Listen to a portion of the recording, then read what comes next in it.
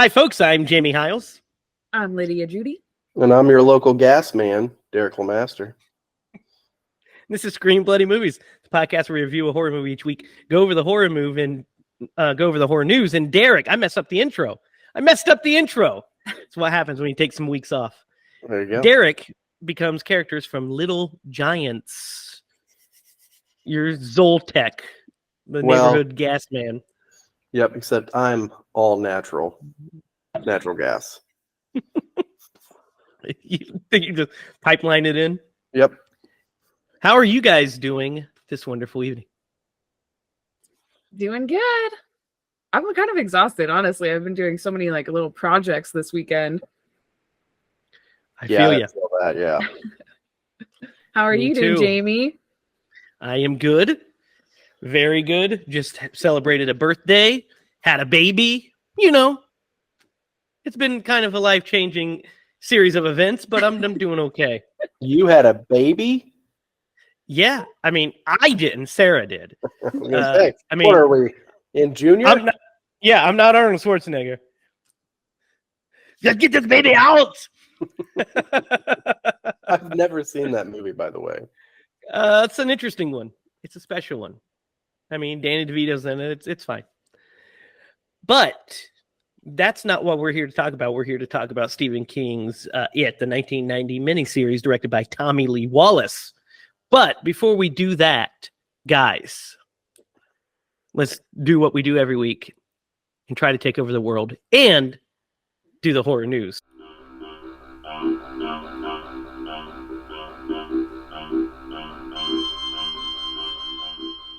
I have a smorgasbord of horror news that you guys are going to love.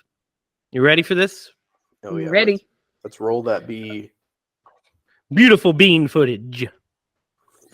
So, filmmaker Yorgos Lanthimos is directing a movie called Poor Things, a Frankenstein-like tale based on the 1992 novel by Alistair Gray. But the thing is, this movie stars Emma Stone and Willem Dafoe. It's a tale, incredible tale and fantastical evolution of Bella Baxter, a young woman brought back to life by a brilliant and unorthodox scientist, played by Dafoe. Under his protection, Bella is eager to learn. Hungry for the worldliness she is lacking, Bella runs off with Mark Ruffalo, and they do things. But I want to show you the image that we have of Willem Dafoe in this movie. You guys want to see it? Yes. Sure. It looks kind of wild, guys. Oh, God. Sounds kind of wild. There he is. Whoa. And Wow. he's not playing the Frankenstein character. He's the doctor. He's the doctor. Whoa. That's quite the makeup effects on him, huh? That's pretty good, actually. Look at his eye. It's really cool. Yeah, it's a great makeup effect. But Yeah. he looks wild, doesn't he? Looks like my Uncle Tom. Oh, my God. Derek, what the hell? I'm just kidding. I don't even have an Uncle Tom.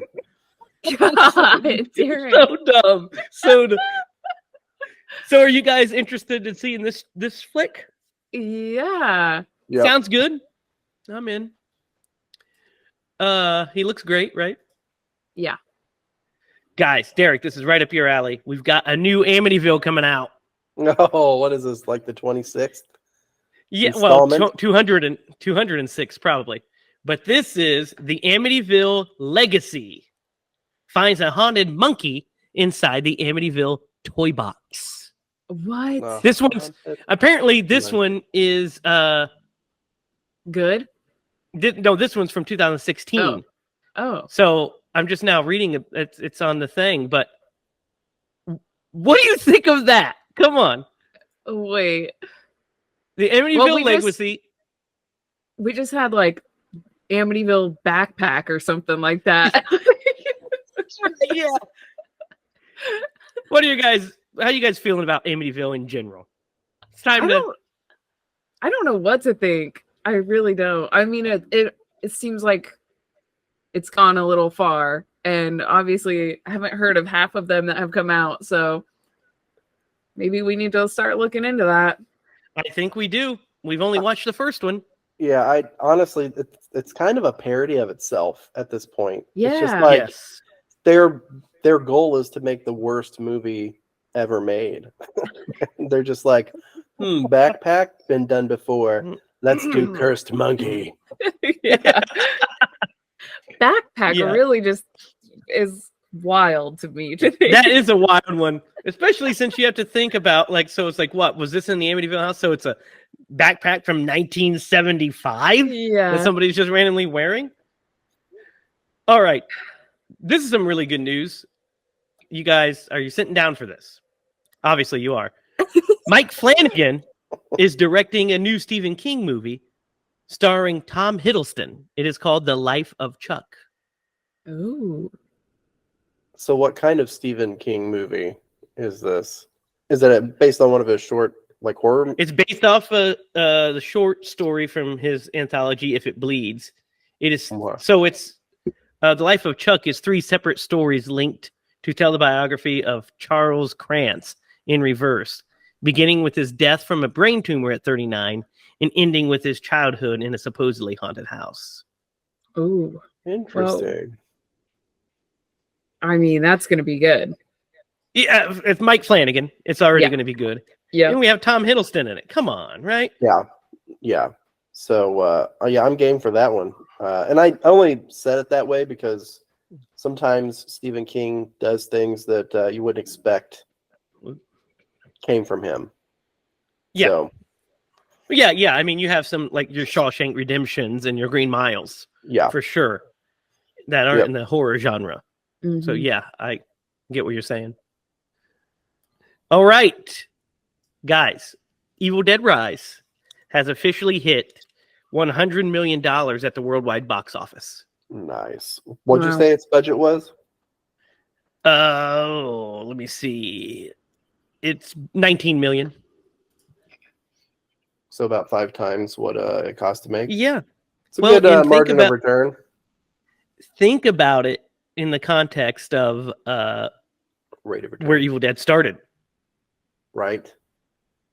And now it's made 2, the remake and this one have both crossed the $100 million mark. That's incredible. 40 years later. I mean, you're still, come on, man. So the one and the movie rocks. It's a lot of fun. Yeah. So the one they made, when was the remake? It was in 2013. And they didn't make a direct sequel, and it grossed over 100 million. Yeah, they couldn't get the story together. They didn't know what they wanted with it. There were talks of doing a Mia and Ash crossover. They didn't know what they were going to do with it, and then they ended up making Ash vs. Evil Dead because they obviously Ash brings in everybody. But yeah. So the future is very bright for Evil Dead, guys. Yeah, it's good. Awesome. Good to know. All right. Pedro Pascal is set to star in Zach Cregger's new movie, Weapons. Shut up. It's happening. Pedro Pascal. Weapons. It is a new horror movie. It's the new horror movie written by and directed by Zach Cregger. It is described as an interrelated, multi-story horror epic. Whoa. So, nice. Interesting. That sounds legit. I'm excited. I'm a fan of both of them, so. Well, yeah, Pedro Pascal can do no wrong. Yeah. Although I did see a scene of him on the Buffy TV show back in the day. Yes. He was a freak of the week vampire at one point. So he was. Yes, he was. Pretty awesome. Nice. Pretty funny. Yeah, but his work on The Last of Us is just next level. Yeah. That show's so good. And he is the motherfucking Mandalorian. Yes, dude. Jake is so mad at me because I'm just like, I kind of refuse to watch anything else with him in it because I'm such a fan of the Mandalorian right now. I'm like the obsessed. Mandalorian. Did you see the new season? Yeah. Did you finally watch it? Yep. Great, right? Great. I've So never good. seen an episode. So good. You got to watch them all. They're so good. Maybe one day. All right. This is interesting. Radio Silence remember we talked about this on the last recording. Radio Silence is doing a Universal Monster movie. An untitled Universal Monster movie. Well, they've been stacking this cast. We have Dan Stevens from he's in tons of Downton Abbey. He's in Downton Abbey, and he was in The Guest, the movie The Guest, a really cool like neo slasher. And then he's starring in it. Kevin Durand, who you know from a million things. I'll show you his Kevin picture here in a minute. Durand. You know who he is. Yes, I'm a fan. He is also in it. Also, Catherine Newton, Angus Cloud, and Will Catlett are joining the cast. Melissa Barrera is the lead in it, who is the lead in the Scream movies. So this thing is coming together quick.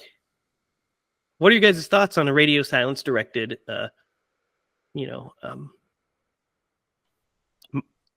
Universal Monster movie? Really? I'm just like racking my brain to try to figure out what it is based on that cast. Like, there's talks that it was like Dracula's daughter, which would be cool. yeah. I would do the creature from the Black Lagoon. That would be cool too. That would need to be done by Guillermo and Guillermo alone. Oh yeah. But I can see Kevin Durand because he likes to do some makeup work, you know. He definitely does. He does in like most things he's in. So yeah, that sounds good. And then last, guys, the big horror news. What's horror adjacent? The big news is this. We are getting Beetlejuice 2. Yeah, yep. Mm-hmm. And not only are we getting Beetlejuice 2, but we're getting Jenna Ortega as looks like Lydia Dietz's daughter. We are getting Winona Ryder back now. She is returning. Catherine O'Hara is returning. Monica Bellucci is in this cast now. She's playing Beetlejuice's wife. Oh gosh. Michael Keaton, of course, is back as Beetlejuice. Justin Theroux is cast. Danny Elfman is returning to do the score. And guys, in the last couple days, Willem Dafoe has joined the cast as well. I did see that, yeah. How is Willem Dafoe doing every movie ever? Because he's Willem Dafoe. He just, they're He like, doesn't sleep hey, or something. No, they're like, hey, you need to slow down. He's like, good luck, Spider-Man. Yeah. Wow, though. Oh man. It sounds like they can't mess it up, you know? No. I am so in. Like I heard about it. I was like, oh, cool. I'm excited to see Michael Keaton back. And now it's like just balls rolling and I'm getting more excited. Yeah. When I see the first trailer, when I see Michael Keaton in the makeup for the first time is when it's going to be real for me. And that's when I'm going to be able to be like, yes. It's kind of like Derek when we first saw Michael Keaton in the Batman suit again. And we were like, Yep. So take me back to when I was a kid. Yeah. Everything. What's old is new. Michael Keaton's having like a little renaissance. Oh, yeah. I mean, if there's somebody who deserves that, yeah. Yeah. He's never been bad, ever. Right. Yeah. Never. I loved Birdman was really amazing. Well, Birdman was kind of like the catalyst to restart that. He should have won an Oscar for Birdman, in my opinion. But yeah, Birdman, he's great in all the small roles, like in The Other Guys when he plays the chief of police and he just quotes TLC for no reason. That's too good. I forgot about that. I don't want no scrubs. The other one is, listen, guys, don't go chasing waterfalls. Just stick to the rivers and lakes that you're used to. Yeah. It's pretty great. Oh my gosh. Please remind me of TLC at the end of this and I'll tell you a story. Yes, got a story. Hopefully already here. Now we don't have to think about it. He actually has one already prepared. And with the Beetlejuice news, wraps up this edition of the horror news. So, guys, let's talk about tonight's episode. We are doing a little movie called It, Stephen King's It. 1990 miniseries directed by Tommy Lee Wallace, who was the editor of Halloween, the director of Halloween 3, the production designer on Halloween. He was, I think, actually the editor on Halloween 2. But Tommy Lee Wallace, John Carpenter protege. Tell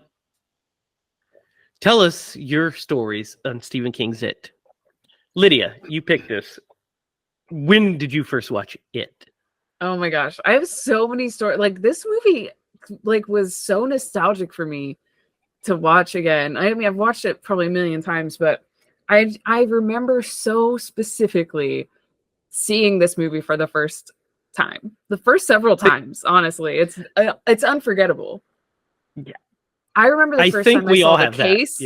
Yeah, like I remember the first time I saw the movie case for it was at my aunt's house. And I was just like, what is that? You know, and everybody's like, that's the scariest movie in the world. I'm like, okay, no, I can't watch that. You know, I'm just like a little girl that's playing with Barbies and like Pokemon or something. And I'm just like looking and studying this cover because I'm just like, that looks really freaky.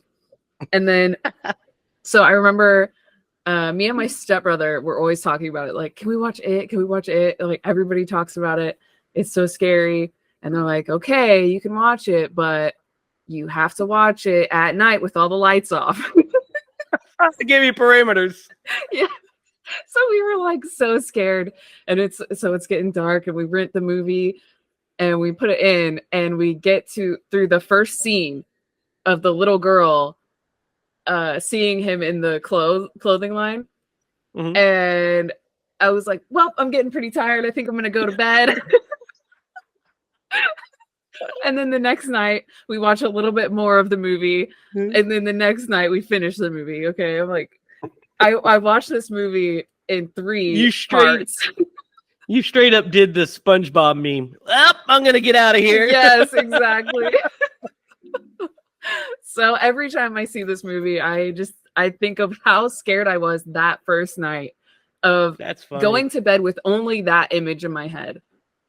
Not knowing anything else that happens, any of the main characters or anything, just that little girl being who knows what clown. You know, who knows what happened to that little girl. She clearly got eaten or something. So I'll never forget how scared I was during that.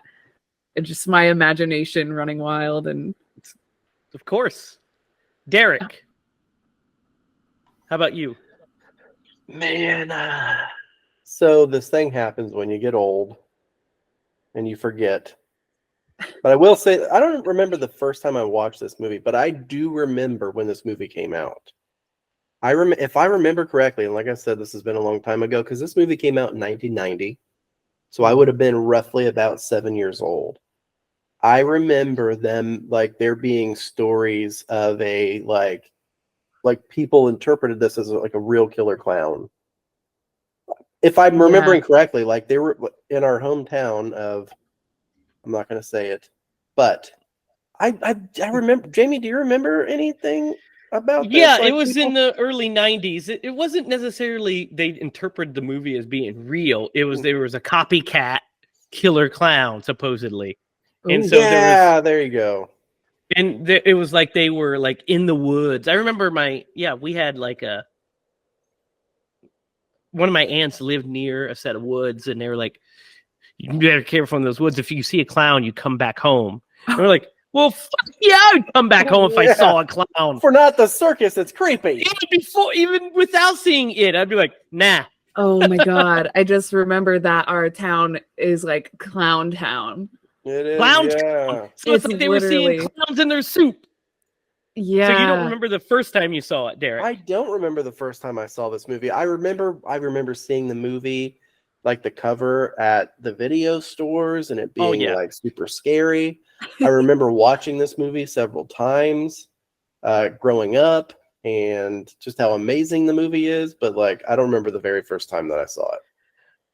Lydia, my story is similar to yours in the fact that, I mean, I didn't watch it in 3 parts or anything like that, but I remember the first time I watched this. I didn't rent it.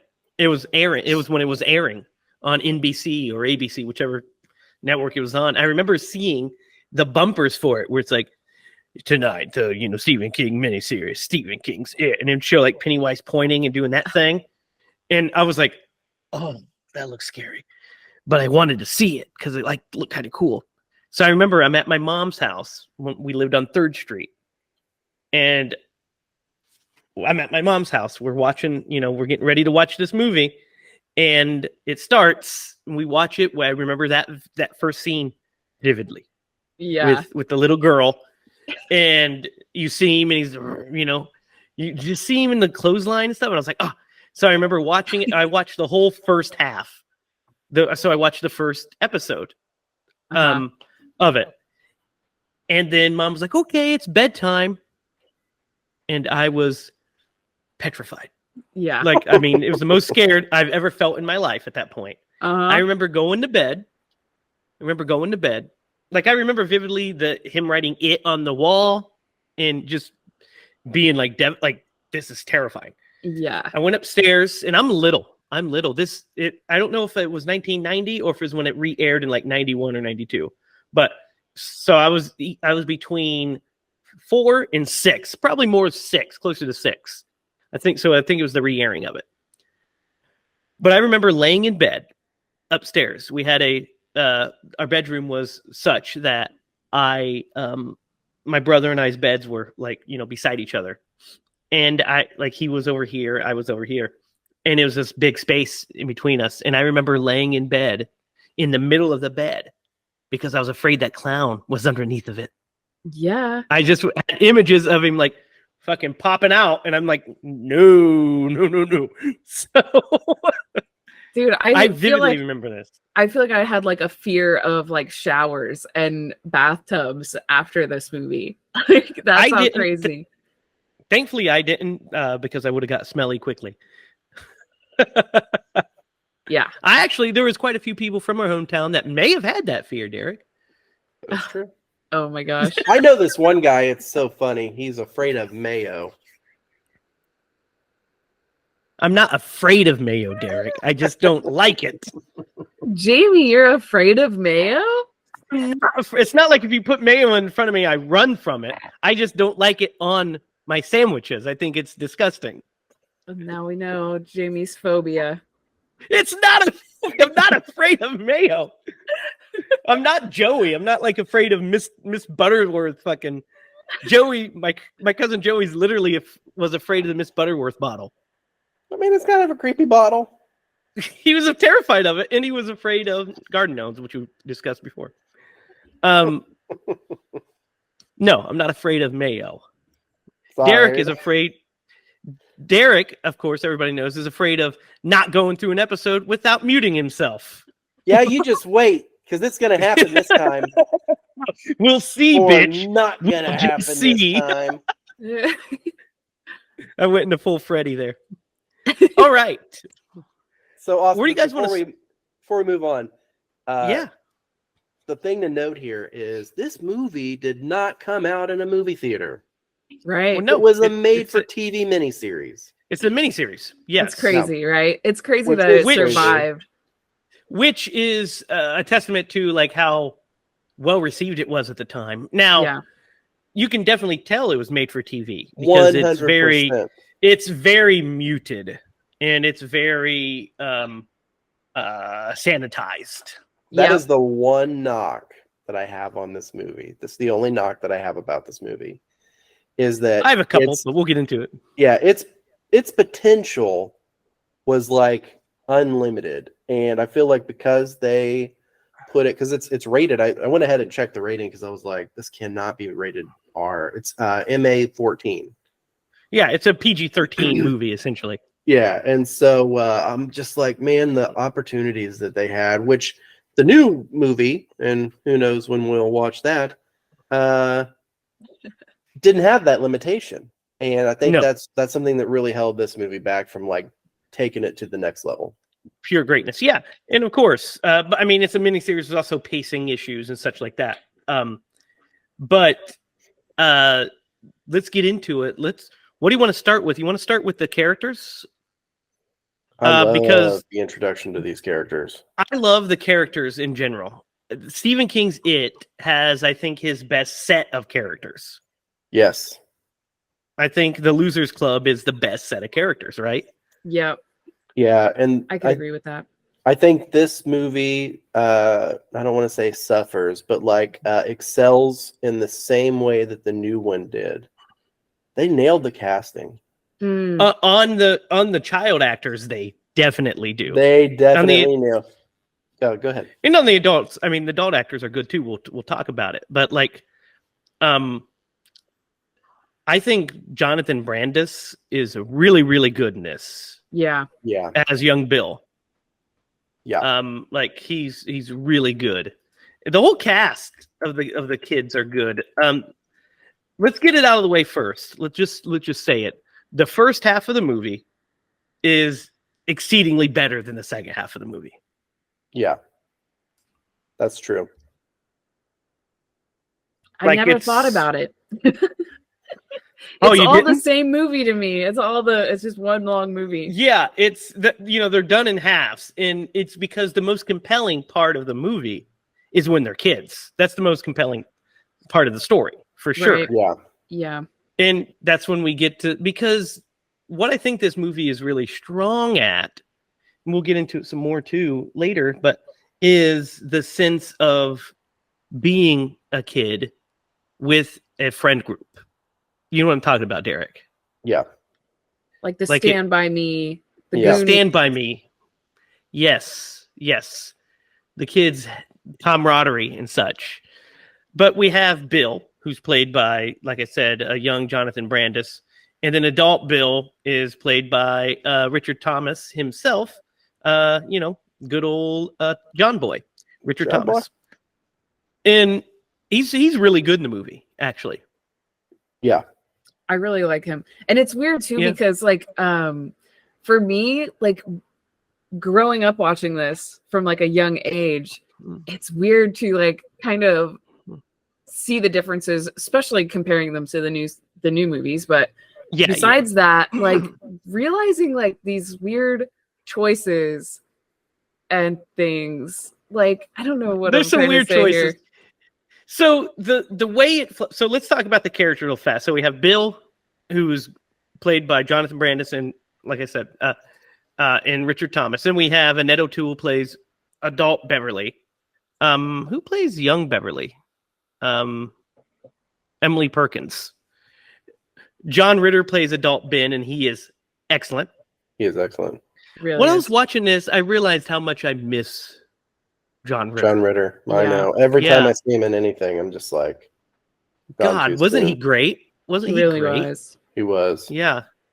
And he's really, really good in this. And then we have Harry Anderson, of course, playing older Richie. And then we have Seth Green playing younger Richie. Both great.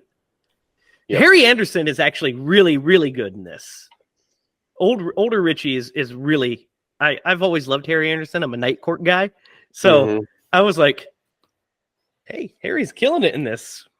Yeah. What do you guys think of Harry? I really like him. And I've always loved Seth Green, of course.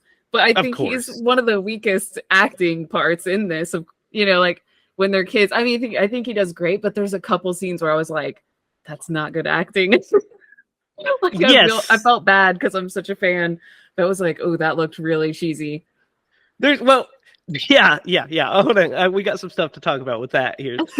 So we have Eddie Kasparak, played by Dennis Christopher, plays older Eddie. And he's really good. And then the younger one is played by Adam Farazi. I like young Eddie a lot. I do too. I like young Eddie better than older Eddie. I like them both. They're both really good, but young Eddie is like really, the actor's really cool. Yeah. He does a really good job. Yeah. And then, of course, we have Stan, played by Ben Heller, plays young Stan, and then Richard Mauser plays adult Stan, which we see for like 3 scenes. Yeah. So there's our core group. But Derek, you said the introduction to these characters you love. Yeah, well, and I love. too. Oh, sorry. Go ahead. Yeah, no, go ahead. I was just gonna say I love how it starts out as the adult version.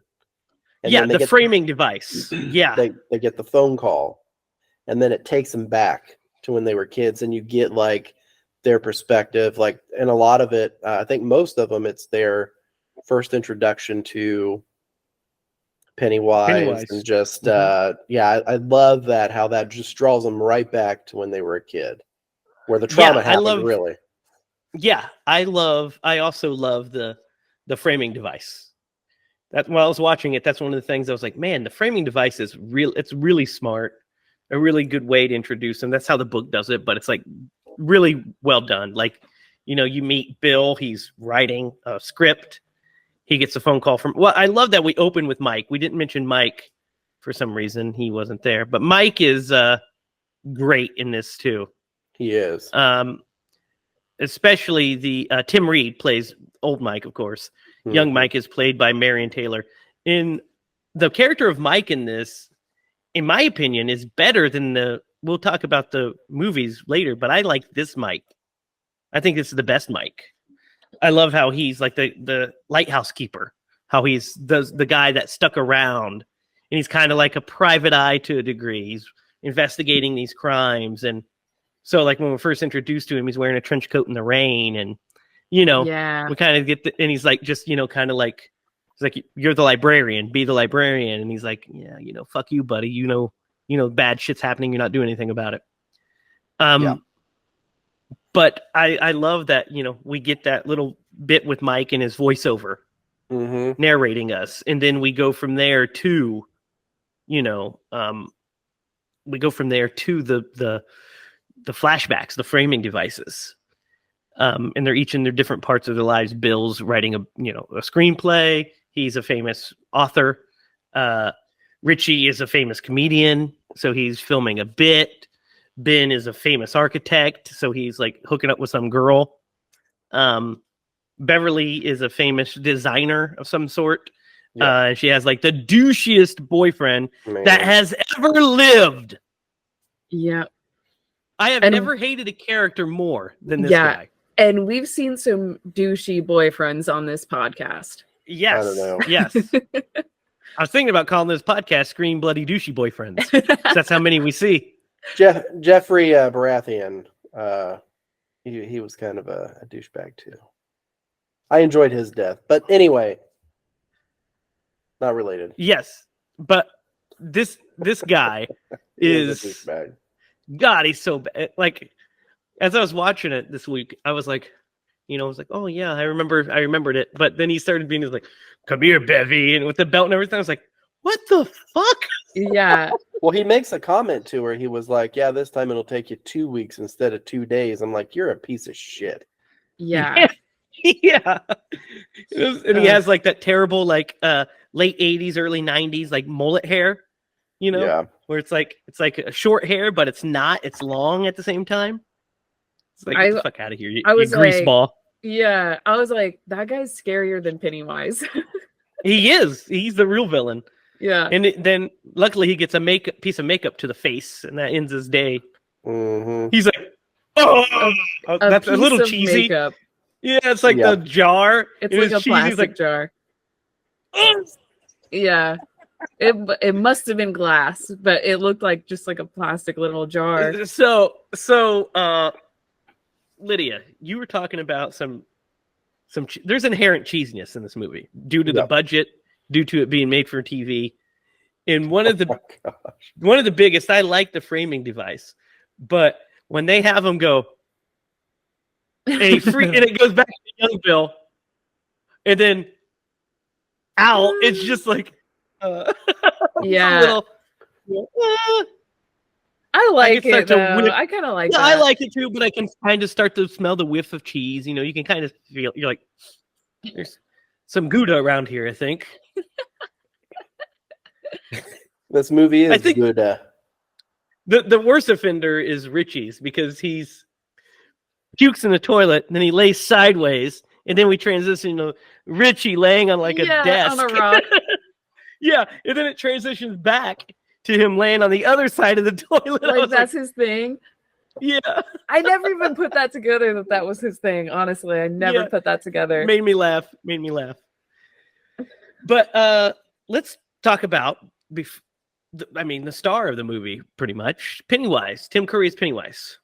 I'm gonna start some controversy. Okay. He's the best Pennywise. Oh.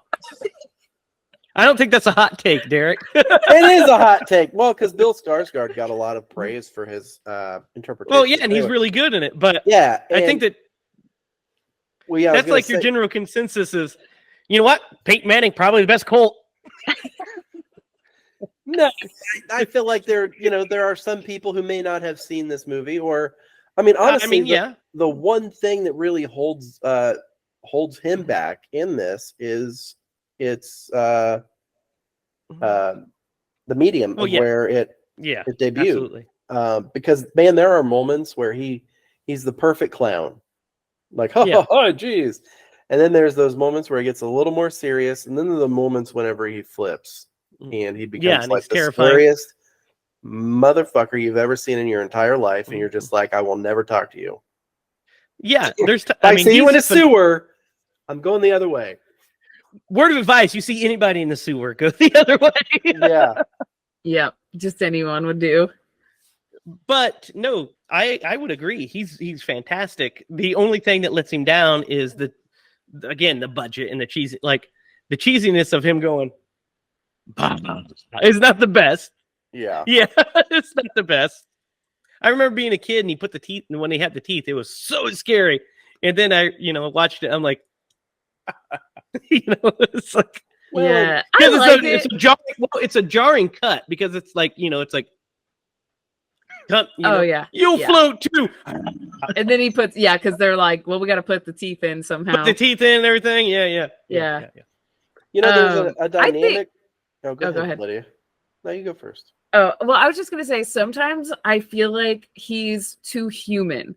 Like every once in a while, I'm like, he's such a human clown. Like, cause he's so good I feel like he just really dove deep into being an actual clown, which is good. But like, it's like the one thing sometimes that Bill, you forget that he's a monster. Even like, you're like, oh, he's a human clown. The one thing that Bill Skarsgård has going for him, and we'll talk about it when we do the movies, is he's got this otherworldliness to him, like the way he can make his eye like fucking go wild and stuff. So he seems like he's trying to fit into a human form. He always kind of looks alien in a way, like his makeup. Where this like Tim Curry's Pennywise is like a clown. Well, and where Tim Curry is what is scary about the clown. The fact that Tim Curry's dressed up in makeup as a clown. Yeah, dude, his mouth is like crazy. Like the way he can move his like muscles in his face are like, whoa, creepy. Yeah, he has some great performance choices too. As a whole, no, I would say that he's definitely great in it. Yeah. What were you gonna say, Derek? So I was gonna say there's a really interesting dynamic if you're an adult now, right? So like we have the perspective, and you won't get this until you get a little older, but we have the perspective of seeing this through the lens of a kid, and really associating with the kid scenes. And then as an adult, looking at it from an adult lens as well. And that just came with age. But like that's also really kind of interesting because they do such a great job with the kid scenes, fleshing out those characters. It draws you in, especially if you've ever had that type of camaraderie with a friend or a group of friends. Like you really connect with what they're... Your family. Well, I remember he was my cousin, but like I remember building a dam with my cousin at Mechanical Park with these boards. I mean, like that. It's so relatable. Yeah. Yeah, I grew up always going out to the creek too. So when I see them in that creek, I'm like, man, that is where I grew up, is like in that creek. To me, it's when they're all sitting around, like in like the like rock quarry and stuff. Yeah. And they're like hanging out and they're looking at the books and stuff. That reminds me of my, except it was like, wrestling magazines or something, not Pennywise the Clown, but all of us just hanging out and, you have a family. Yeah, it's your surrogate family. And I think that the emotion is with the first half because as the adults, they're cynical. And they have to be. They're adults. They're grown up. They're relearning. Yeah. But also, it's more dangerous when they're kids. It's scarier because those kids are in danger. The adults were like, meh, they die. That's a horror movie. They're like, we could just leave. Kids, yeah, they could just go. But as kids, they're stuck there. And the adults won't listen to them. The town as a whole is turning a blind eye to these disappearances. Which is always a trope in like the scariest movies that we watched, is when people of authority won't listen or won't believe you or won't care about what's going on. What you were saying, but choose to ignore it. Yes, exactly. Jamie, so this is interesting because I don't think this is a perspective you can have until you have a kid. So how did Bill's brother, and right now his name is Georgie. So close. How did that scene play with you this time? Did it feel any different? It's the same way it's always played, because I never saw it as like, from a little kid. I have 3 younger brothers. So the scene's always been effective to me because I am the oldest of 3. So Zachary, Jacob, or Jordan could all be Georgie. Age-wise, it would probably be Jake or Jordan. And because I'm 11 years older than Jordan. And I'm 8 years older than Jake, 7. So, like, I've always felt the Georgie scene, because it's like, I could see, being like, yeah, go out there and do this. I would have always like, yeah, go, go, here you go. I give him something fun to do and cool. But I could just imagine the guilt you would feel. You give him this boat. You're trying to do something good because you're sick. You can't go anywhere. Like, here you go. You give him the boat and he dies mysteriously. But we see how he dies. And the sewer scene is phenomenal. It's really good. Except until he shows the teeth, and then we get that weird cut of but I got one of those moments in this movie, by the way. I'll tell you about it. Oh, okay. But yeah, so I mean, the sewer scene works well. The whole Georgie scene works great. And the trauma that Richard Thomas portrays as older Bill is really great. The guilt that young Bill, Jonathan Brandis, plays is also great. And he's another one that, as I watch this movie, I'm sad because he was so good and he died way, way, way too young. Yeah. He was really giving it all he's got in this. He did such a good job. And I feel like when I was little, I didn't quite understand that when I was watching this. I didn't know anyone with a stutter. So I was like, why is this guy acting so weird? Like, I didn't quite understand what was going on with his character. And then, like, now as an adult, I'm like, he is a treasure. Like, he is such a talent. Yeah, he really was crazy. And me and Jake actually quote him a lot. Like, when he's like yelling, what does he yell? You killed my brother, you bastard. You bastard. We always quote that all the time. But what a good scene, though. Oh, love it. Yeah. So the first half has all the tension, I feel like. Yeah, all the tension's there. We get all the scares. What do you guys think the weakest scare is? I should have made a list. There's so many. I think it's probably the mummy, Eddie's mummy. That's where I was going to go. Or Stan's mummy. Stan's mummy is the weakest. That is. Because it's like, what the fuck? Yeah. I mean, the atmosphere is fine and everything, but it's like a mummy. And I guess as a little kid in the 50s, you'd be like, oh, mummy! Or, you know, the 60s or whatever. Yeah. The werewolf isn't that scary Good either, either. honestly. No. But for some reason, as a little kid, it was pretty good, though. As a little kid, I think that one played okay. Yeah, I was like, for some reason, it's so memorable to me. And that was one thing that I was disappointed that the new movie didn't have, you know? Yeah. I was like waiting for this werewolf scene. They replace him with much better scares. Yeah, I know, damn it. But I wanted it anyways. I want any excuse to see a werewolf.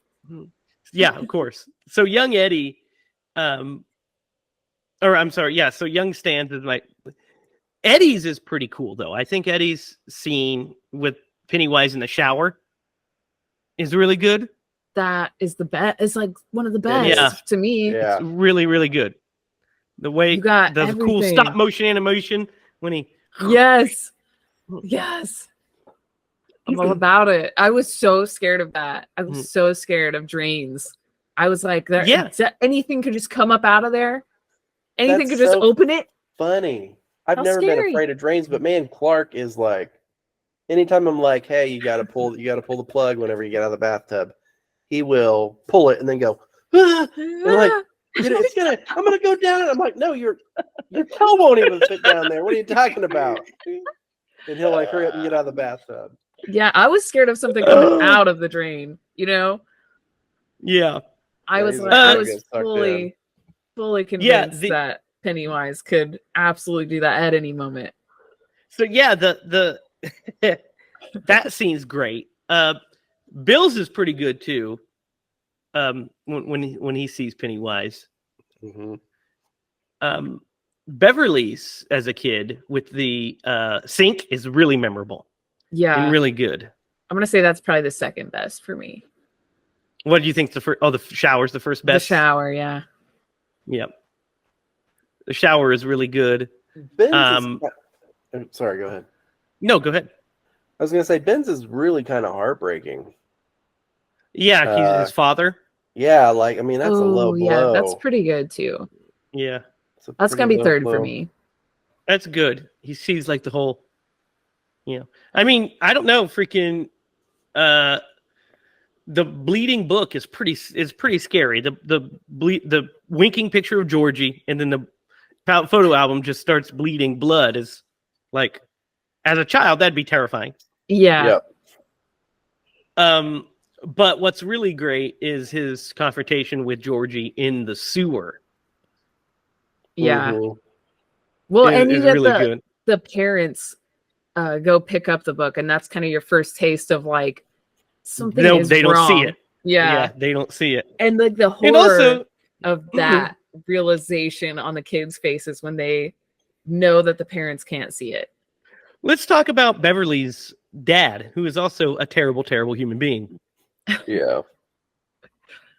We're going to be jumping around just as much as this movie does, aren't we? Yeah, we're just going everywhere. That's what we're going to do. We're not going in order. It's too long. Yeah. To do all that shit. It really is. But Beverly's dad is just horrible. Yep. Yeah. That's as bad as it gets right there, I think. My bevy. Yeah, you're like, oh God, he's a pervert and a creep. And he's a janitor. I mean, that's not a bad thing, but he is the janitor. I forget that. Every time I rewatch the movie and they're like, go see Mr. Marsh, I'm like, oh yeah, I forgot this Beverly's dad. Every time. I'm like, oh yeah. I'm not gonna lie to you. I didn't even realize that until you just said it. I didn't either, I don't think. Yeah. I didn't really? Now I'm like, the kids are making fun of her because her dad's a janitor. Yeah, and he has the janitor keys when you see him and stuff. Yep. Yeah, I forgot he was like in the basement. He turns into the werewolf. He turns into the werewolf. Yeah. The teenage werewolf. Yeah, the teenage werewolf. Ooh. So let's talk about the end of the first act. Like the end of the first half, because I think it's when they go to the sewer, I think it's really good. What do you guys think? Yep. I agree. I do like that they made her the kind of their champion. Yeah, Beverly. Yeah. I mean, and if there was anyone who needed that from just like a self-esteem perspective, because like You know, she's got the kids at school make fun of her because her dad's the janitor. She's probably at the lower end of the economic. Well, she is, because they remember Bill later says Beverly used to live on this block. This was Poor Town, and he says still is. Yep. So it was great that she had that moment where she, you know, they say it's like it was meant to be her. Yeah. And that's just a really cool, empowering thing. So yeah, it's great when they go down there. And then like, dude, Henry Bowers, man. I was going to say, we've got to talk about Henry Bowers and his gang before we continue. Why is he just like the most awful human being alive? So they allude to it more, I think, in the newer in the movie they do. Yes. They don't ever introduce his father or give any type of backstory. But man, part of me just wants to pull that kid aside and be like, you know, what's wrong? What makes you a bad person? Like, how can I help you? They didn't ask those questions back then, though. No, and there was no help. I mean, I don't think there's no helping him. I think he was touched by the evil, because he's just maliciously mean all the time. Ben's just up there talking, and he's like, "Oh, you're fat," and she says, "How many times are you going to repeat this grade, Henry?"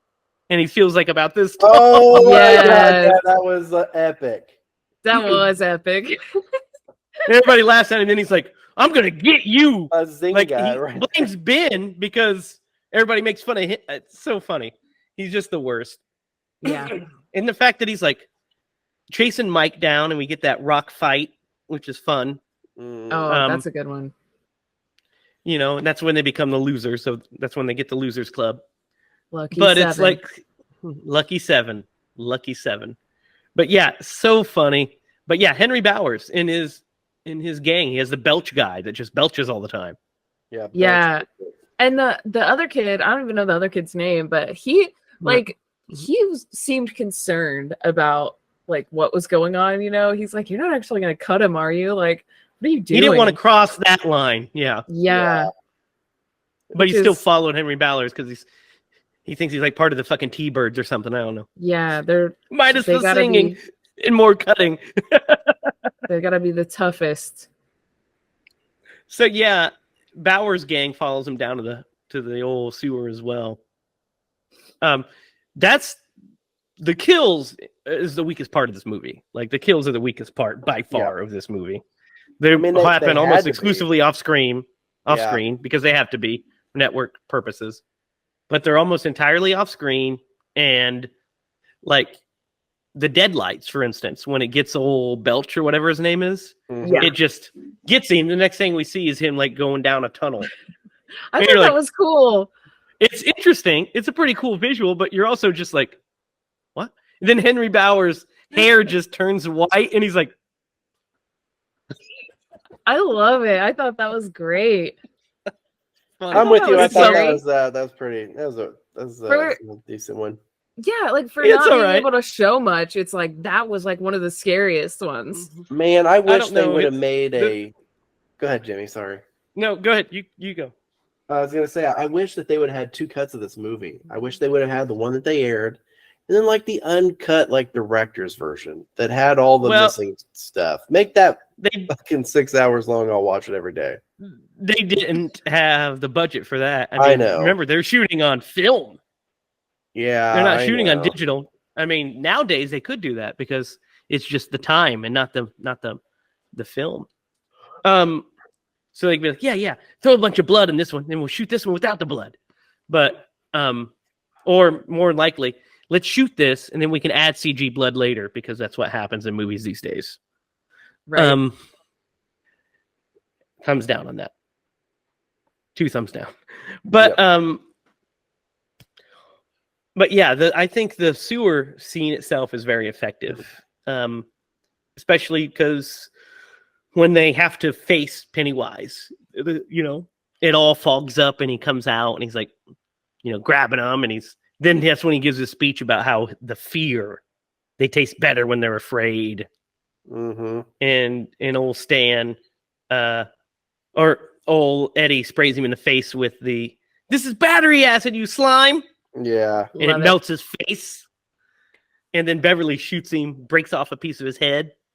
And then he turns into a stop motion creature and slides down slides down the drain. Yeah. It's a really good ending. Like, if that was all they would have been able to do is the first half, solid, very solid. What do you guys think? Of the ending? Of the ending of the first, the sewer scene. Yeah. Oh, yes. Oh, yeah. I was picturing the spider already. Yeah. No. We'll get to that. We will talk at length about that. Okay. Yeah, that's what I was like. Are we talking about that right now? No, we're not yet. No. Yeah, no, it's really good. You're right. It's much better than the actual second part ending. Yes. You're right. I never thought about it, but you're right. Dang it. Yeah. It is good. good. It's kind of that. Go ahead, Derek. No, I agree. I love how it's kind of like one of those things. Something only has power over you if you let it. Right. And yeah, and they are kind of controlling the rules at that point. Yeah, because they understand a little bit more about how the game is played, and they have a weak link in this whole little thing, and that at the very end of this first half, we kind of see that. But it's really great, and I love how they really don't know if they killed him, and so they make that pact that if he's not dead, we will come back and we will finish this, which is it's a pretty powerful scene. Because they don't know the gravity of what they're essentially committing to. And they won't feel that until they get older. But it's a great ending. I like the ending of the first part. Yeah, and then we end with Stan's death, and it's so weird because he's like trying to hit on his wife and everything, and then he gets the call and he's just like, "I'm gonna go take a shower." Goes up and he starts like undressing and like is doing it with like purpose, and then she goes up there and he's had slit his wrist and written "it" on the shower wall, and that's how the first chapter ends. And that's what I watched that, and then my mom was like, "Go to bed," and I was like, yeah. Can I watch on Tales before I go to bed, Mom? Yeah. Okay, I need some cartoons first. Yeah. I think that this is one of those things that kind of felt sanitized to me too, of them. I don't know, and maybe it's just because I started reading the book, and I read the whole book. Yeah, this scene, I stopped reading the book. It was so hard for me to read that.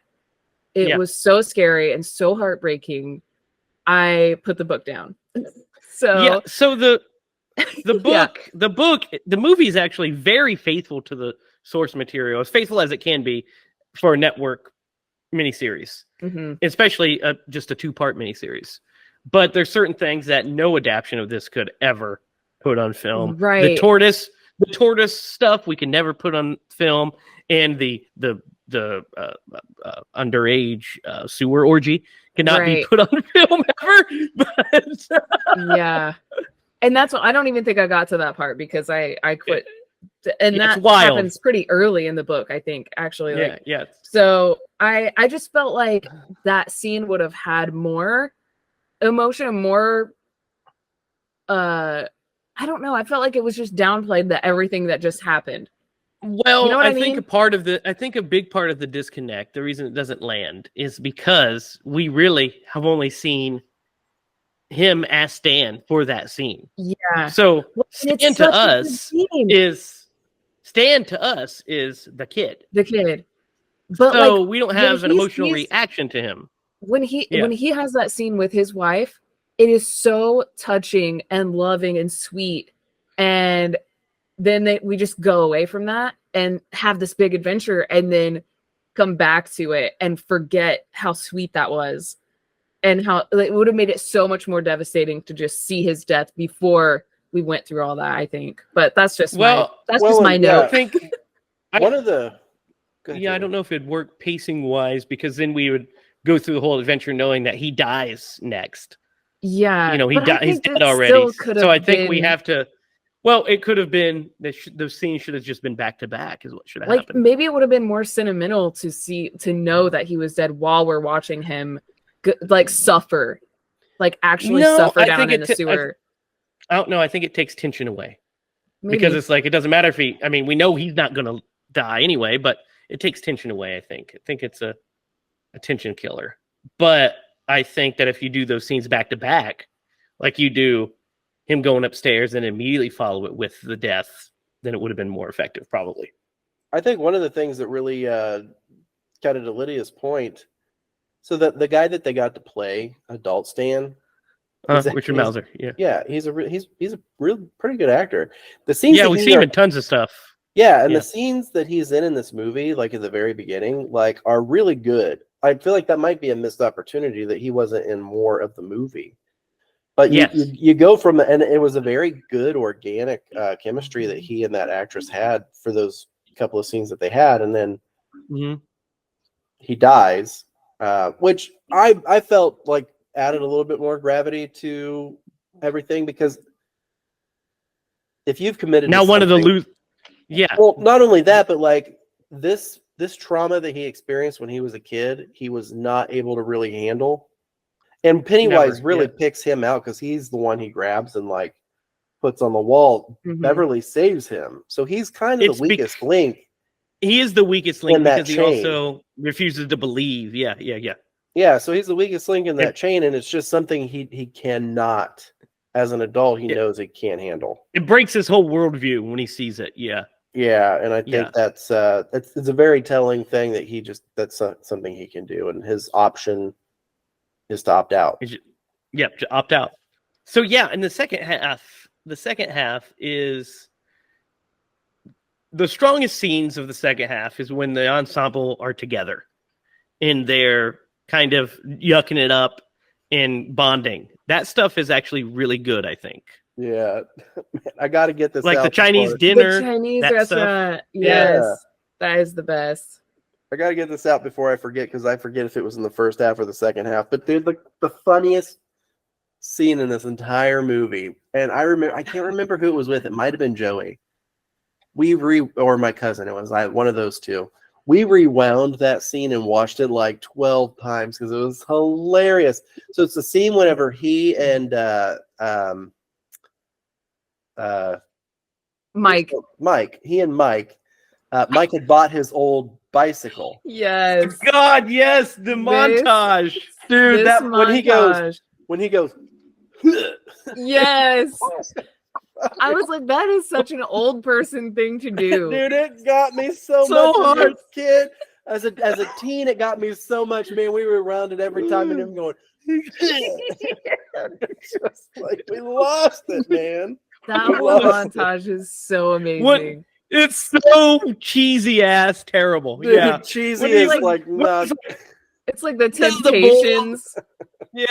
Like the love song. And dude, when he did the move, Derek, I know I laughed when I watched it this time. I did too. Me and Jake both did it on the couch while we're watching it. It's so funny. It's so good. It's so good. It is such an old guy. I think that's how cool people do things. That is kind of maneuver. Old cool guy move. I'm gonna put it right here. Yeah, it's too good. It's one of the best. Love it. The montage. I was laughing at it while I was watching because I was like, man, this song choice is fucking odd. Yeah. Why is this Temptation song playing? I don't understand. Yeah. But what whatever. song should have been there? Any other one, probably. Any other song. It was It's All Right. Isn't that right? It's all right. Have a good time. Because it's all right. I could kind of see what they were going for right there. Like, this is the calm before the storm. This is them, right? Like cheerful song. Yeah, and like that's fine for it to moment. Be so. But it's just so. It's just that way it's edited. All of it's just so chinsy. It's. Remember that Gouda earlier? Off the charts. It's now become like a full fromage at this point. Dude, okay. Since we're on the subject, there's one scene that there's another joke, and what's his face delivers it. Richie? Yeah, Harry Anderson. Richie, Harry Anderson delivers where Eddie is opening up like, I'm still a virgin. And he was like, what's he say in the sewer? He was like, well, I can't help you with that. Thanks for sharing, but I can't help you with that. Yeah. It was a very, like the way he delivered that line is perfect. Yes. And he has another moment. He has another moment when they're in the library and Bill is like stuttering so hard. He's like crying and stuttering. He's like, I used to say that when I was a kid to help me stutter, to help me not stutter. Yeah. And then like it's like all zoomed in, and then fist like against the post. Richie just comes in right in his face and is like, well, I don't think it worked or something. Yeah. Like that. Yeah. I love that. I love those like humorous moments. Yeah, there's some good stuff as like when they're together. When they're separated, so each of their scares when they're separated kind of suck ass. So I think Ben's is probably the worst, where it's the balloon that just says go back as he sees, you're like, turn back now. Turn back now, and it's like, oh, okay. I was like, I'm gonna make a bunch of balloons like that and just give them to people. Give them to people. Or just toss them in people's cars if their windows roll down. It'll scare the shit out of them. Ooh, that would be good, actually, probably. But that, and then there's so his and Richie's is okay, right? Richie's is pretty good in the library. He has a whole library sequence with the blood. Yeah, that's not bad. That's a pretty good. And plus, we see Pennywise interacts with him. I love that library sequence. It's one of my favorites. Pretty good. It's one of my favorite scenes. I think it's hilarious. I remember that made me like this movie as a kid. Like, is your refrigerator running? Yes. You better go get it. Ha ha ha ha ha. Dude, that just like it was so funny. He's so loud and obnoxious, just in the background. He has a party twister noisemaker. I love that scene. Yeah, his is good. But Ben's is not, and also Eddie's is like terrible. He goes and visits the pharmacy, and he meets the old man who told him that it was a placebo, and then he turns into like a monster hand and grabs him. Yeah, but then his voice changes too. You must go back now. Go back now, and you're like, yeah. So I'm gonna throw. I thought that was freaky. Yeah, I'm gonna throw this out, and I just want to see fantastic what you guys think about it, because I 100% just could be using my imagination to like grasp at straws here, but I just hear me out here. So there's a scene where it's advised that like the ones who left and became like crazy successful. Correct. This is the only time in Pennywise's history, at least that we know of, that he has felt some level of fear, right? Because these kids beat him one time. So do you think that he had anything to do with their success as adults in any type of way to like give them a reason not to come back? That makes perfect sense. I think it's kind of hinted at. It's both that, and in the novel, I think it's also supposed to be like the turtle god, is also Judd? Guiding them. No, not Judd, but is also Judd. Guiding them. Yeah. And so he's kind of guiding them as well. But yes, I think it's to keep them away from Derry. They become successful to keep them away from Derry. But they made this pact to come back. So when they start, because he's terrified of, he knows that together they're powerful. Together they can stop him. So well, I'm glad I wasn't the only one who kind of felt that way. No, I think that's in like kind of in, I think it's even implied in the movie. Mike says something about it. He says something along the lines of, well, that's what made me think of it. Interesting is it that each of you left Derry and became wildly successful in multiple different professions. And none of them had children. None of them had children, which don't know what that was means, the other. Yeah, that was part of the other curse, apparently, or something. But it's also interesting that they don't really remember the events until they get back into Derry, or they like remember it gets kind of jogged, and then they get into Derry and it all starts to get foggy, and then stuff has to trigger it to come back.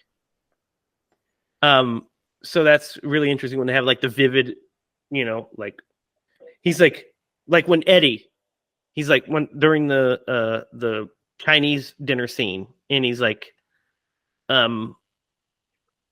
he says, when they first meet, and he's like, they're talking, and he's like, Pennywise. I don't even remember who Pennywise is, and then like he has the vivid flashback, and he's like, oh, I think I remember him, about 7 feet tall, white guy, red nose, razor sharp teeth. Yeah, it's like So that. I think all that stuff's good, and I really kind of like the them kind of experiencing this and wanting to leave still. The problem is that the second half lacks tension that the first half had. It kind of lacks that forward momentum. And the scenes that we're trying to move forward in, like in the library scene where it starts raining and everything they're in the library and stuff. That's a pretty cool scene. That's like the big set piece of this whole movement, in seeing Stan's head. But it all kind of takes place in this confined area, like the library, probably due to budget. But it's like they really don't have a plan.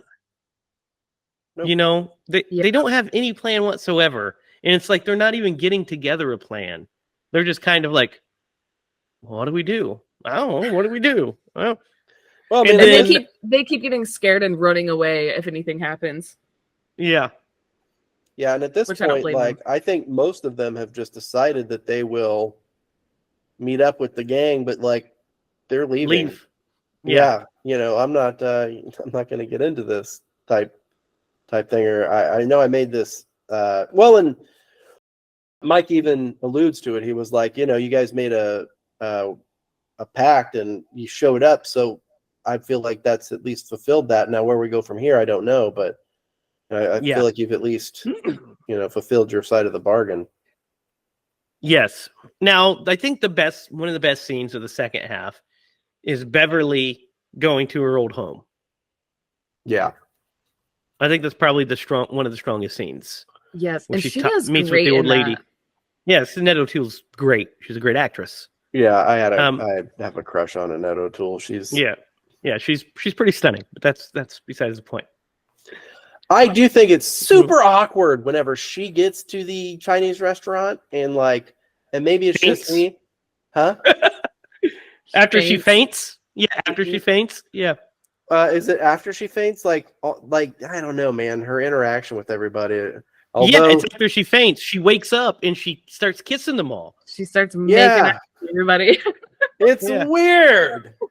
I mean, she kisses Richie, which is fine because it's just like a peck on which is fine. Yeah. And then she hugs Mike and she hugs. She kisses Eddie on the lips. She kisses Eddie. She kisses Ben, and then she fucking her and Bill have a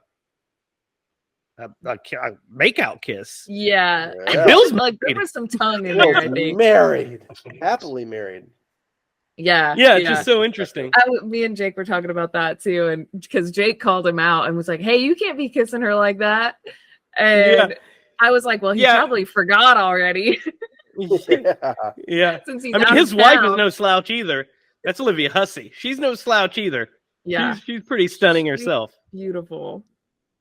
But besides that, I understand because she really feels so much love for all of them. She feels connected to all of them. Mm-hmm. It's kind of like what Eddie says, at the end, he's never been with anybody because he's never loved anybody like he loves his, the losers. That's the lucky seven is his love. And so what's interesting though is, or what's about the house scene. I think it's pretty solid, right? Mm-hmm. When she visits her old house, you have the old lady. It's not so great when the makeup happens and it's the man and the makeup.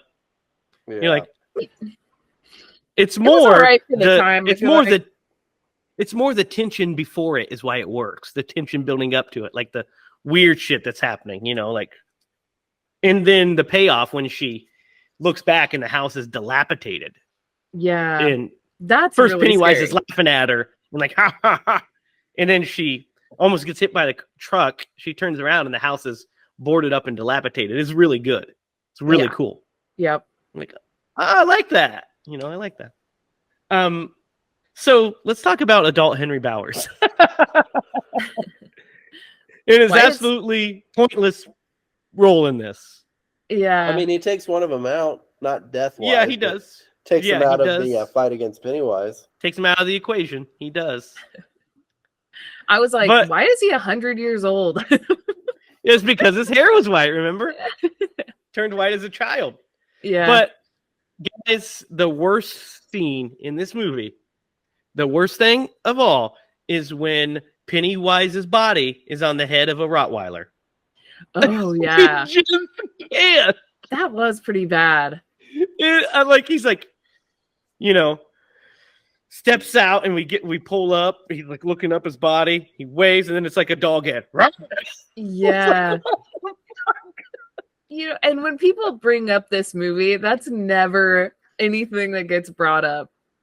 No, but it's like, terrible. It's the worst part of the movie. That's a scary movie. What do you think about the Rottweiler head scene?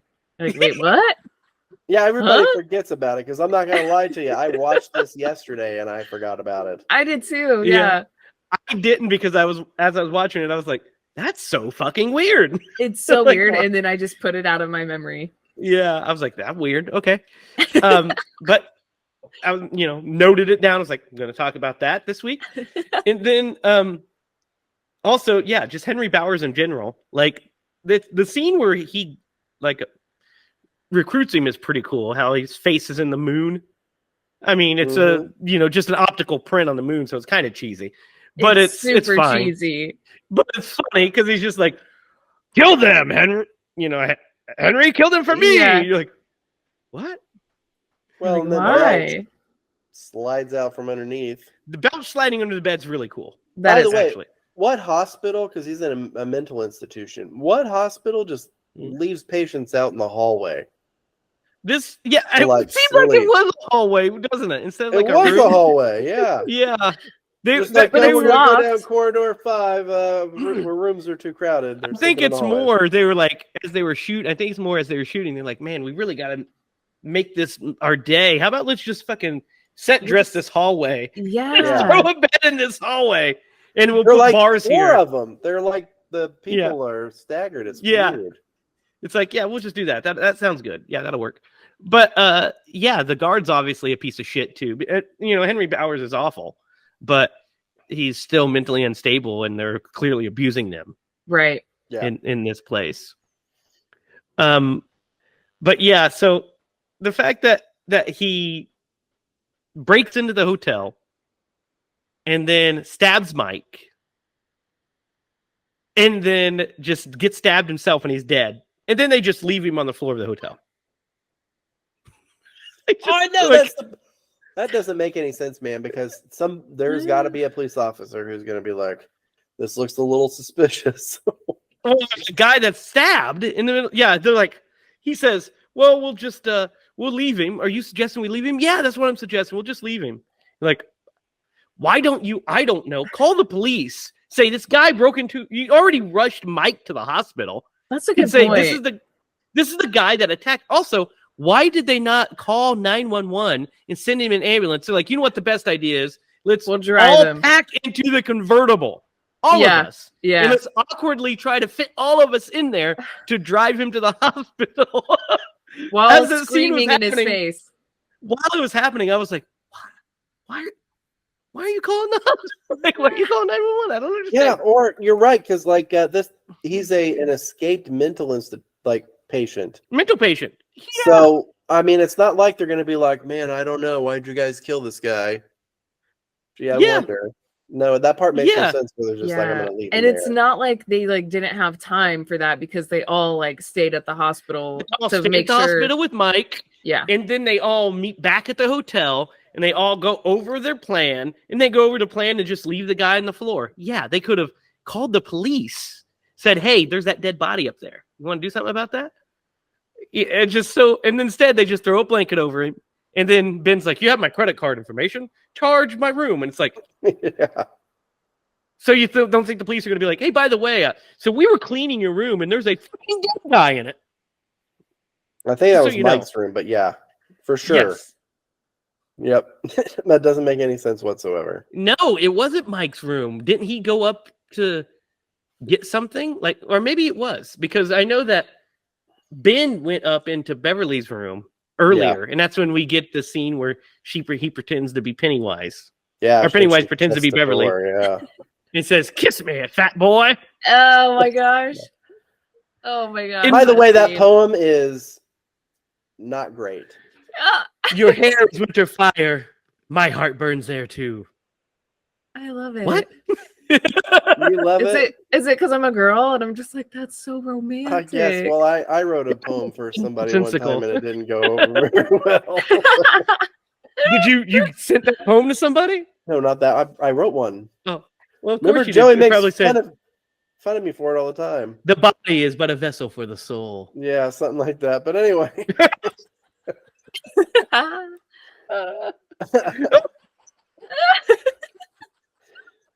But yeah, that's a lame little poem. He says something like, "Oh no!" Oh, love it. Yeah, it's not the best poem. You're right. But Bill's the writer. That's why. I mean, Ben just writes about winter fires. I think he was like a big Game of Thrones fan. You need to leave the writing to Bill. Leave the writing to Bill. I like Ben. it. I think it's great. I think it's super sweet. Your hair. Now, what is the poem? Your hair is winter fire. January embers. My heart burns. My heart burns there too. I don't understand any of it. It's how his love for her makes him feel. It's like that when you're like so cold in January and there's like the hot coals in your cold soul. I don't know, something like that, maybe. I think you're stretching here. I feel it. I know what he means. Let's just say Ben is not Robert Frost, okay? He is not. Derek, you lost your bet. You did it. You son of a bitch. I don't want to talk about it. What I was saying was, whatever happened to like roses are red, violets are blue? That's Youngs not go romantic. to college, they call it is romantic. Yeah, no, that is not romantic. Okay, so wait, I wrote a thing for a girl one time. Actually, I think it was something my grandma told me, and I gave it to her. Which, by the way, my grandma, she came up with some wild shit. I don't even know where she got it, but I'm trying to think of what it said. One time, she told me, she was like, "I love you with all my heart and half my liver, and if I had you in my ass, I'd shit you in the river." What? Yeah, my grandma said that to me one time. This is the lady who did shit on me, so. Oh my god. Maybe it was like she was obsessed with shit from the beginning. Maybe it was a prediction of what was to come. I don't know. That's too much, man. Oh my god. Don't get me wrong. I loved my grandmother. She was a great lady, but bit of a racist. Neither here nor there. Derek, your stories get better and better every time. You're like Randall from Clerks. Add more and more on. I told her, dude, I sat down one time and I told her, I was like, "Grandma, you're racist." And she started crying. But it was totally true. Oh my god. Wow. Oh, that's too much. Back on topic. Sorry, guys. Back on topic. Stay on target. So, yeah, they have no plan when they go down. Mike gives Bill the silver. Yes. Because he went down there to get it. Conveniently. Like basically, well, he said he went down there to search for, it, hoping that it'd be awake and maybe half hoping that it'd kill him because his life was in a bad place. But he found the two pieces of silver. He's like, "We got to do this." So they're like, "Stan," or this is Stan and this is Mike. So all 7 of us are together. And he's like, what are we doing here? Richie says like, what's our plan here? Are we going to get together and sing Kumbaya? Like, yeah. I mean, why didn't anybody pack something useful like a machine gun? And then, they have their whole speech. And then he's like, I still say we should have brought a machine gun. Yeah. I love that. They go down to the sewer for the worst climax. One of the worst climaxes of all time. Yeah. Are you talking about the giant spider?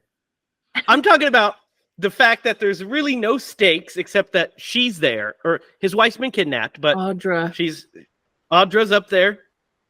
But it's like they don't go through any challenges. They just walk in and they're like, let's get her.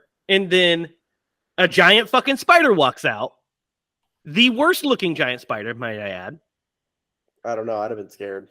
And it's like, almost immobile because of this rig that it is. And then, the climax happens. What do you guys think of this climax? Because it's pretty wet fartish to me. Pretty wet fartish.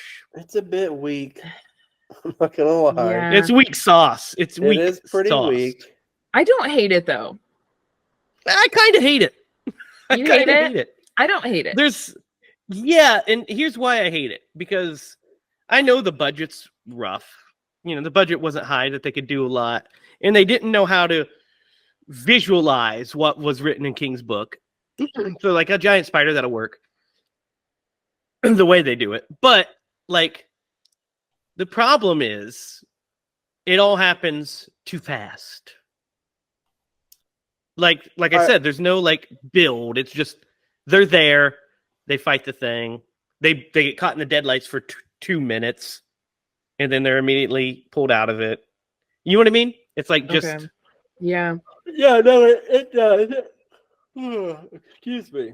It does progress pretty quickly, and I honestly I hate the fact that they're like picking at this thing and then they take its heart out, but it's off screen, so you don't get to see any of it. And all that stuff sucks. All you see is the shadow of it, and it should have been more challenging. Only one of them dies, which is fine. Not only one of them dies in the book, and that's fine. But the way he dies it's Eddie. Okay. Yeah, and the way that he dies is just. I'm unsure of how he died. Did he squeeze him? Because he didn't stab him with anything. Yeah, I guess he squeezed him. I don't know. It's just like that's what I'm saying. It's just like, he's holding. I shouldn't have done that motion. It looked like I was jerking off. But can't take that back. We're definitely keeping that in. Yeah, but it's like he's like holds him and he's kind of just like and Eddie's just like and she shoots the thing at him and hits his head. It just bounces off. So she goes and grabs the other one and just shoots him in the deadlights. That was it. Shoots him in the deadlights once. He he runs away. Eddie's dead. They get up and they chase after it again. And they just push it over and start kicking it. And then off screen, they rip out its heart and it's just like, we see like a shadow. Mm-hmm. And then it's over. It's just not very good. Yeah.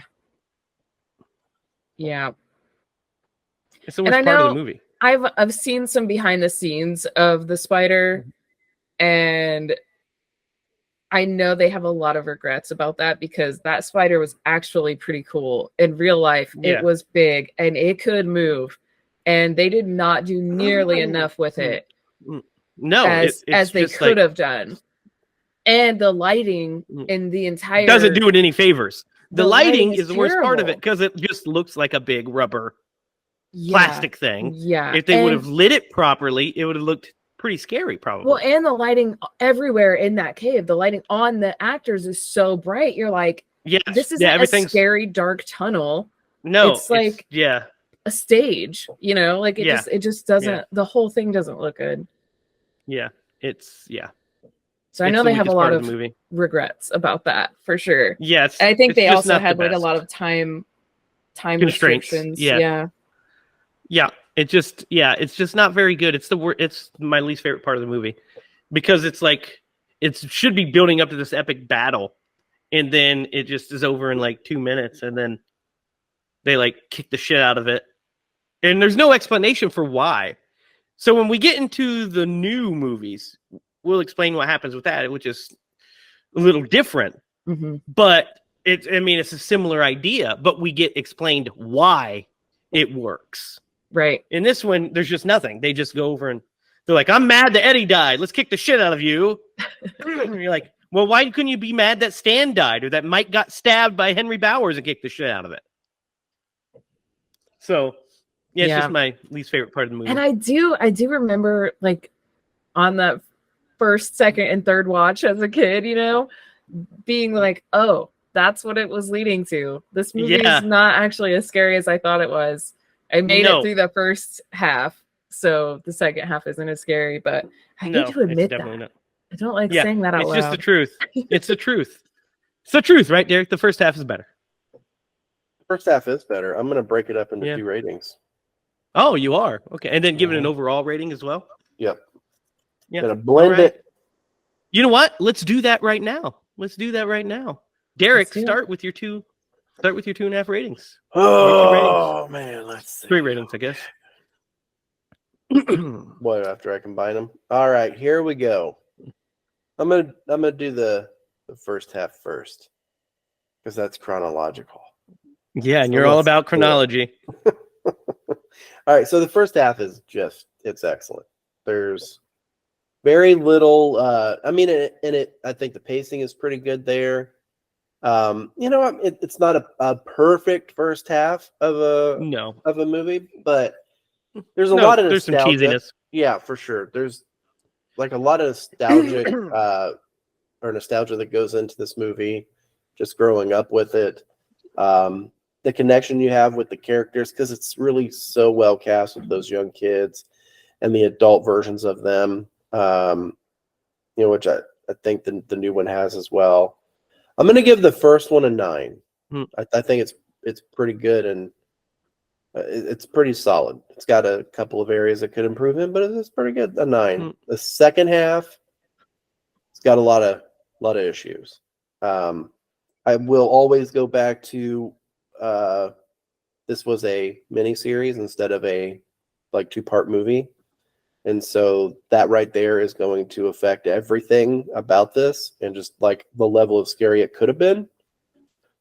Second one, I'm going to give a 6. And so I'm going to blend those two. And what is that as an average? So that is an 18. So nope, that's not it. So 9 and 6 is 15 divided by 2. About 7.5. 7.5. I'm actually pretty good at math. That just threw me off that I... You are really good at math. Yeah. Lydia. I don't know how to rate this movie in 2 parts because, like I said earlier, you can do it as 1.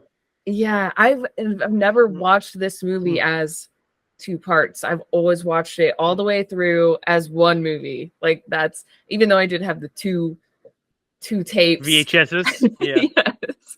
So, I don't know. I don't like thinking about it like the second half is bad. I just like to think of it as like the whole thing is good, you know? But that's not the reality, Lydia. But that's how I think the of whole it. thing is not good. Lydia, you do whatever you feel you need to do. I definitely can't give this movie a 7.5. I think it's way better than that. I don't know. Maybe it's just because it's sentimental to me. It needs to be 8. Yeah, probably. It's a comfort movie for me too. So I didn't mention that, but it is a comfort movie in my life. So I'll give it a 9.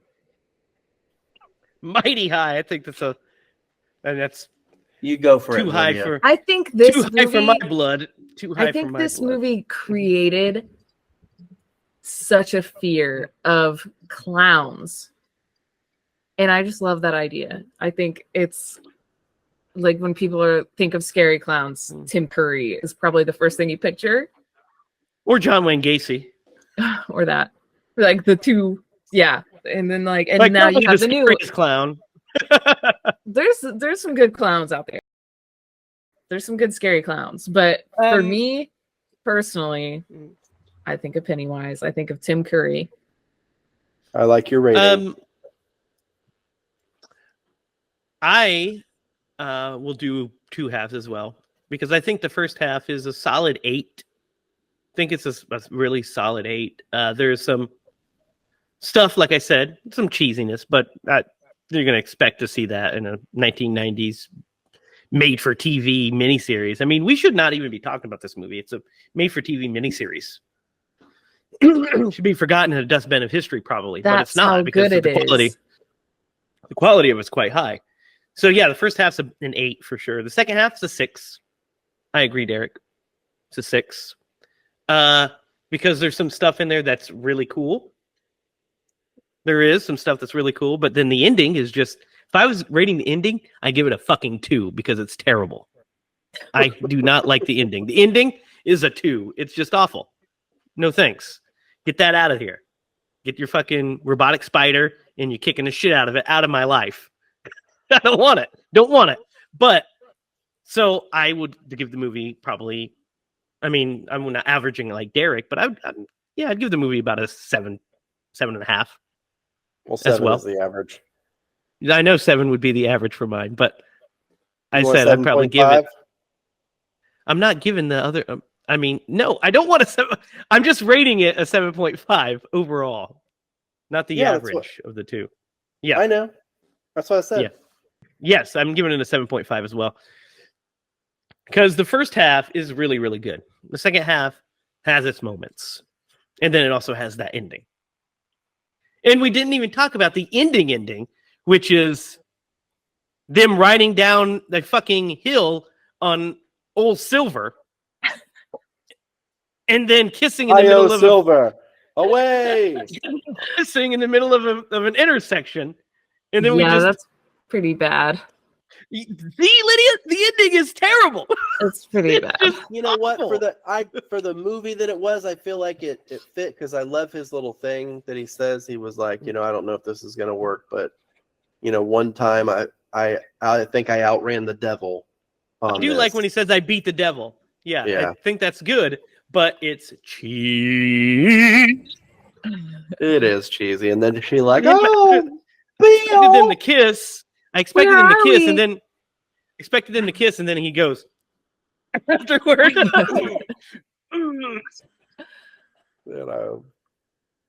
So yeah, forever. Yeah, 7.5. But Lydia, you were talking earlier about you mentioned the 2 tapes. That's how you knew back in the day you're in for the long haul when you had 2 tapes. I know, man. Well, that's the only. So long story right here. You have Titanic. Meet Joe Black. Meet Joe Black was a 2-taper. Oh yeah, Casino was 2 tapes. Wow. The Godfathers. Oh yeah. It was oh man, I'm trying to picture my dad's movie shelf of the 2 tapers. I feel like Apocalypse Now was a 2-taper. Yeah, I mean that's almost fucking 3 tapes. That's about. I don't think I've ever seen that. Great movie, but long. Yeah, that's so funny. But when we were talking about how afraid of this we were, right? I remember our buddy Morecraft watching, like when we were kids, he and I were in the same grade. That's how we met. And Zach and I were talking, and he said, we always talk about it and how scary it was. So he didn't watch it for the longest time. And when we were in like middle school or early high school, he rented it, and he was putting in the tape, and he said he was shaking putting in the tape because of how scary it was in his memory. God. And then he watched it. He's like, wasn't that scary? I was like, well, no, it's not. But when we were kids, it was like, what's the scariest movie you ever seen? It. Without a doubt, it's it. Yeah. Eats fucking kids. Yeah. Well, it's like, The Conjuring hadn't come out yet. Yeah, exactly. And we hadn't watched the real scary stuff. We'd seen it. Right. Yeah. That's as scary as it got at that time. So, Derek, except Halloween, pick. Probably. Yeah, except for Halloween. Oh man, you guys are in for a treat. Oh, Speaking of Halloween, I've got the perfect movie for us to watch. You guys ready? You guys have probably never heard of this movie before. Okay, ready. All right. Next week we're gonna watch Roadrunner, Road Rage. What? I'm just kidding. I made that up, but I hope somebody makes that movie sometime.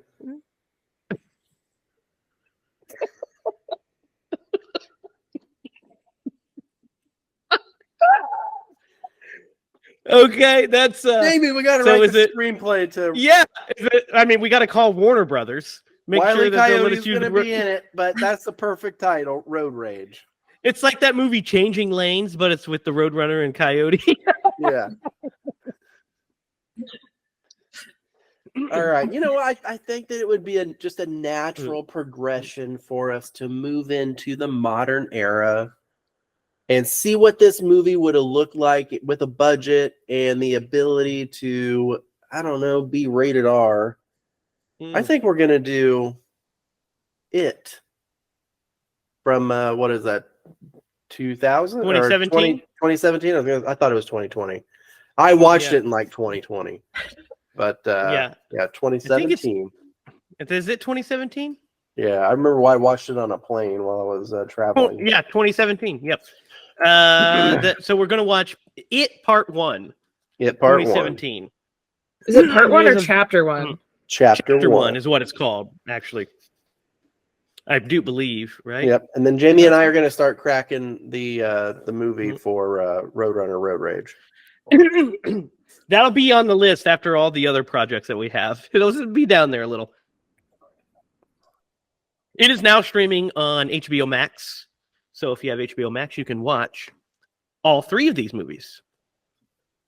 All right, guys. So that is our show. Next week, we will watch Stephen King's It. One thing. Derek has a story before we go. Go ahead. Well, actually, we have to Aconize. Yeah. We do have to Aconize the movie. I was going to do it after Derek's story, but we can do it now. Okay. Let's Aconize first. Let's do it. All right. Thrill me. Who would Tom Atkins play in this movie? Henry Bowers. You really don't want to replace... hair. It's kind of hard. You don't want to replace the main cast because they do really well. Yeah. I would say he would be an interesting choice for Bill. Yeah. Yeah. He would be good. Bill, or I could see him being Ben. He'd actually be an even better Ben. Yeah. Dude, I don't know. I love John Ritter. I love John Ritter. Yeah, I wouldn't want to replace John Ritter, but I think I could cast him in that if we were doing a remake, you know? Yeah. The charisma that is behind that character. I mean, he could definitely woo Beverly Marsh, that's for sure. Oh, right? yeah. He gets the girl. We always cast him as somebody who gets the girl. Yeah, well, I mean, if he plays Bill, he already is married to Olivia Hussey, so that's true. So either way, I'd say let's do Bill. Let's just do it because I'd like to see him go. The issue there is he would make that look cool, and then everybody would start doing it. Yeah, then everyone would be like, we're walking down the street, everybody's doing it. Hey, buddy. Like, what the fuck? How's it going? I'm gonna do that the next time I'm at your house and see what Sarah says. She'll be like, "What's wrong with Derek?" Yeah, Sarah having a spasm of some sort. All right, Derek, you had a story to tell us. All right, what was the thing you were supposed to remind me? TLC. Oh man.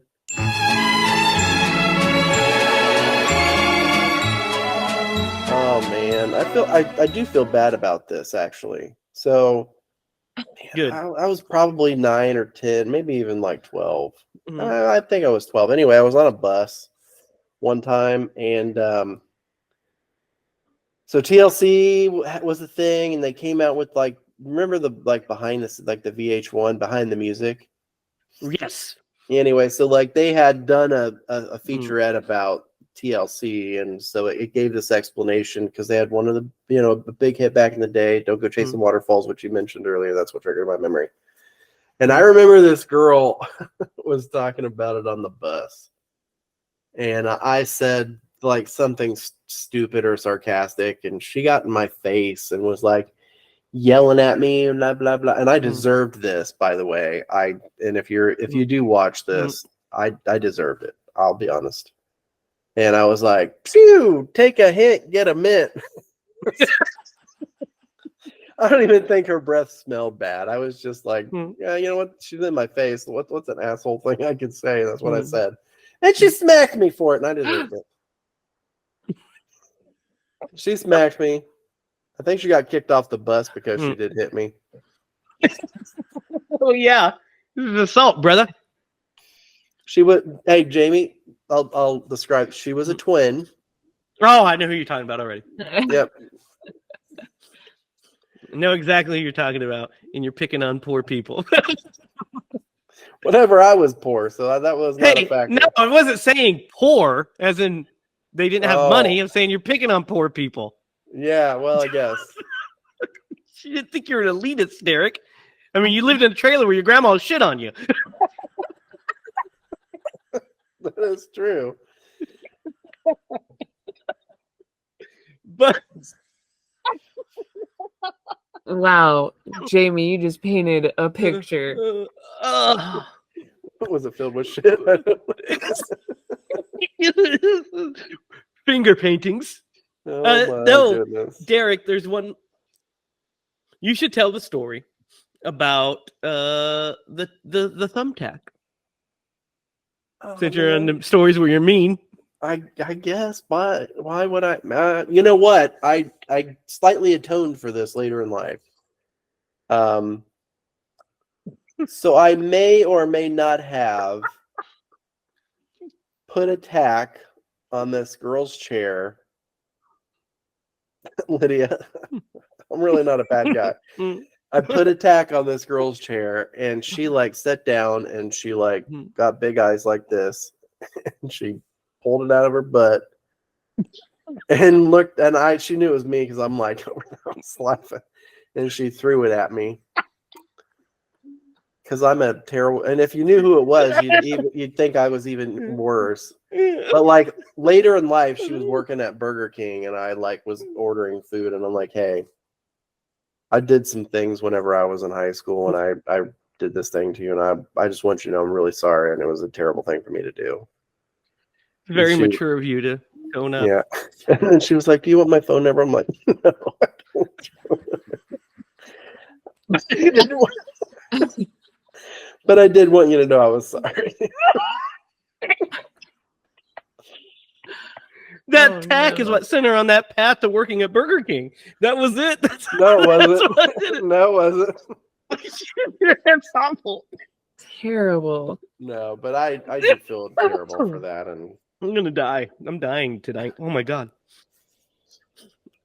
No, that's our stories. That's our stories for this week. That's our show.